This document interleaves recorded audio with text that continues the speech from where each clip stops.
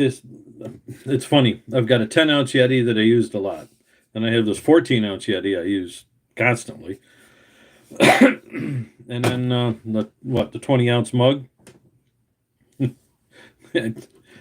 Well, there's days that I go 2 or 3, 4 fisted, just keep from going from one to the other for different reasons. Sometimes it's because I left it in the other room.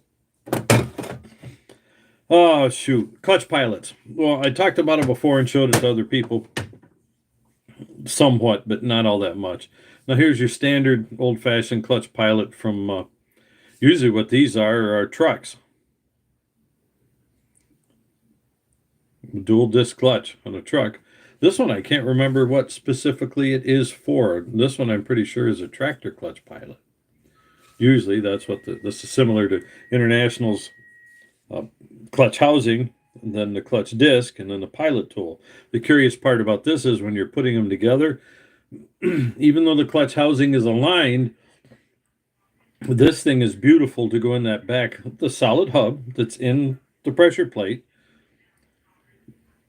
can help align the disc so the two sets of splines in the tractor are aligned to each other, and these clutch disc and the housing are aligned to each other, meaning they're not always perfect, which is part of the problem with the International and that short stub.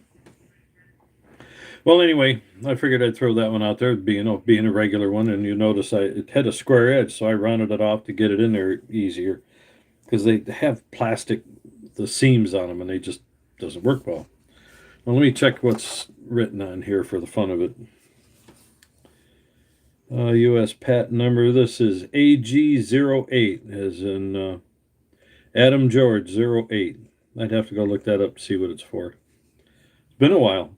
I mean, I used to use these things pretty regular. I actually bought them when I was self-unemployed because I got tired of farting around with crap. Self-unemployment's a problem. You don't have the money to spend on a lot of tools, but at the same time, you don't have the time to fart around making a lot of tools. It's just, you don't. Well, that was when I was going full bore in my 30s. Anyway, here we go.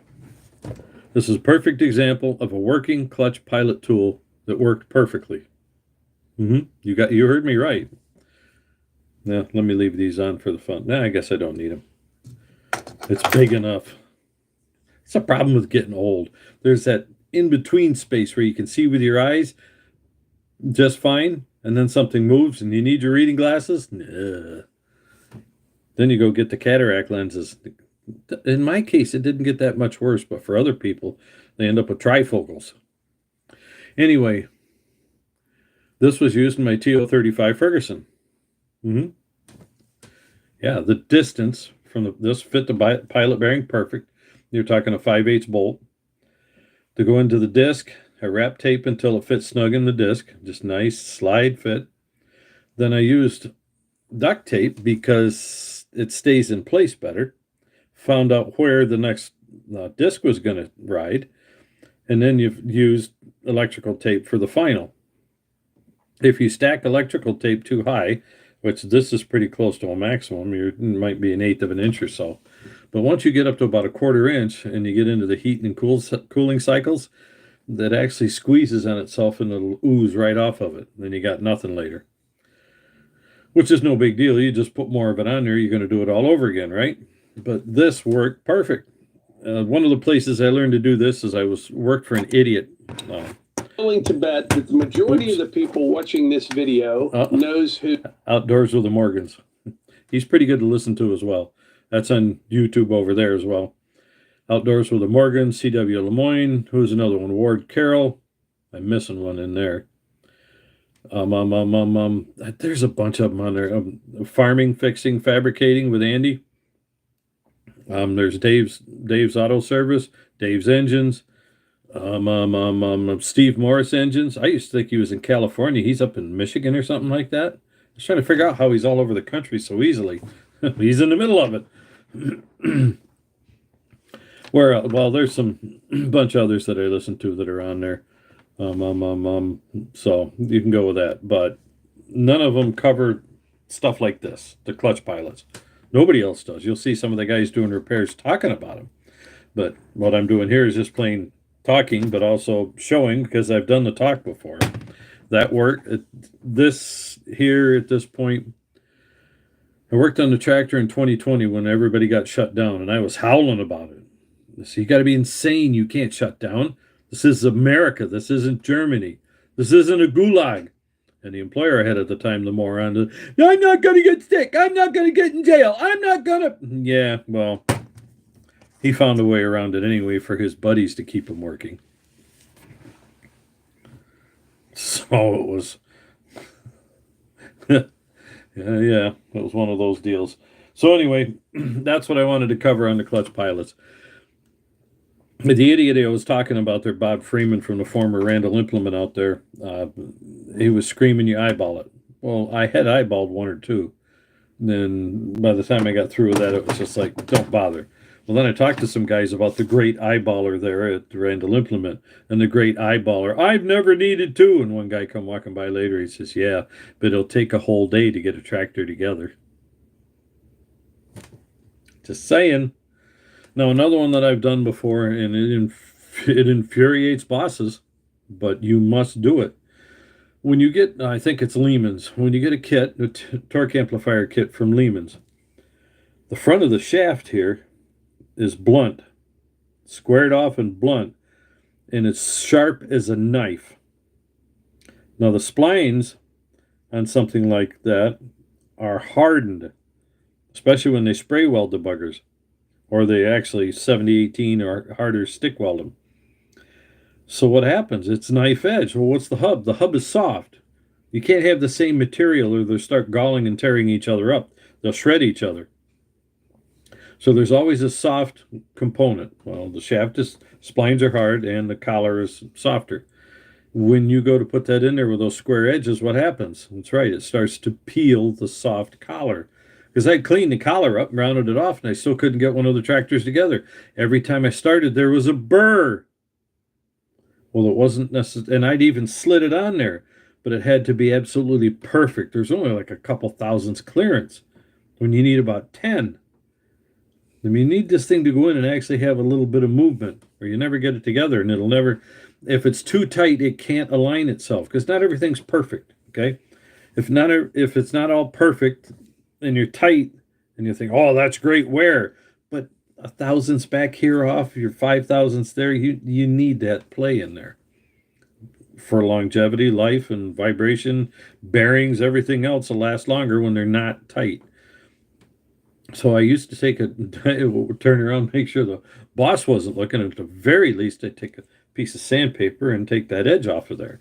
Quite often I ended up using the die grinder and the stone. You had to.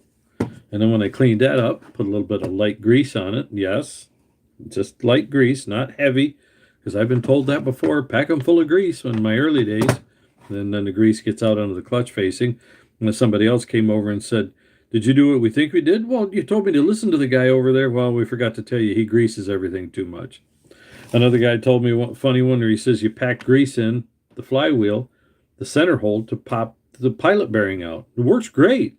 I said, just leave it in there. It'll be great for the bearing.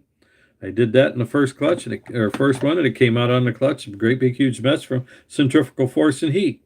Somebody else came back and said, yeah, he does it all the time. And half of his clutches come apart because grease is on the clutch. So I tried doing things that that kind of made sense but didn't. Because the one guy says you go to put the shaft in there, it'll put the grease in the bearing and go out on the clutch. So there's a lot of stuff I was told in the past that ain't true, and that's one of them.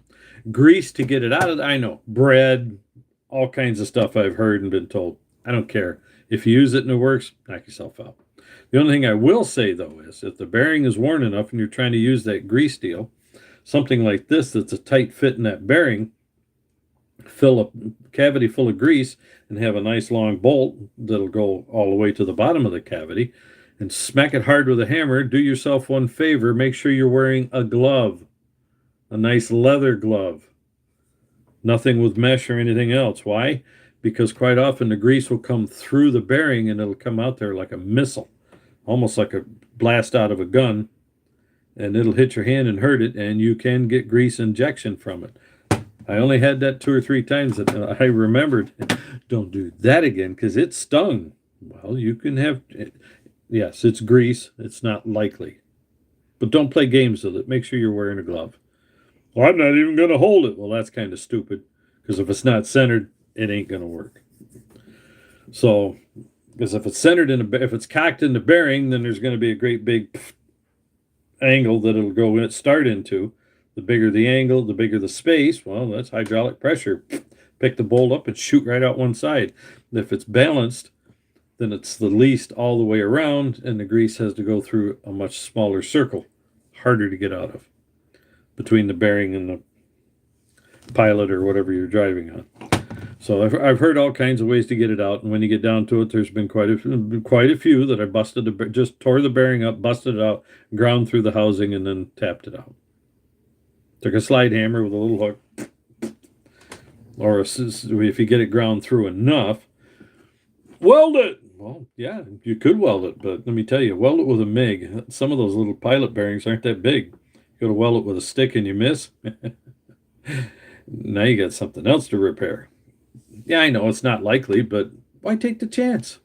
MIG, it's great. Just weld the inside of the bearing. It'll fall out.